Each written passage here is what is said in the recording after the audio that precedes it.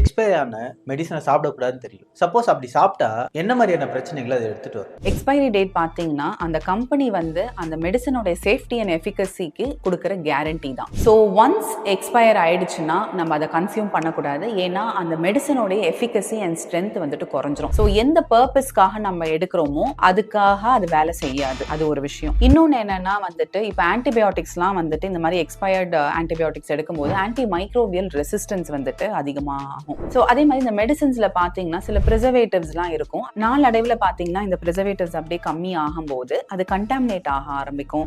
Bacterial growth வந்து அதிகமாக இருக்கும். எஸ்பெஷலி லிக்விட் மெடிகேஷன்ஸ், அதாவது நம்ம கண்ணுக்கு காதுக்கெல்லாம் போடுறோம் இல்லைங்களா, அந்த மாதிரி லிக்விட் மெடிகேஷன்ஸ்ல இந்த கண்டாமினேஷன்ஸ் ரொம்ப அதிகம். இதை யூஸ் பண்ணவே கூடாது. ஏன்னா கண்ணுக்கெல்லாம் நம்ம போடுற வந்து டிராப்ஸ் எல்லாம் ரொம்ப ஸ்டெரைலா இருக்கணும். பார்க்க நல்லா இருக்கு, ஸ்மெல் எதுவுமே வரல அப்படின்னு சொல்லிட்டுலாம் எக்ஸ்பைரி ஆன மெடிசன்ஸை எடுத்துக்கவே கூடாது. டிஸ்கார்ட் தான் பண்ணணும்.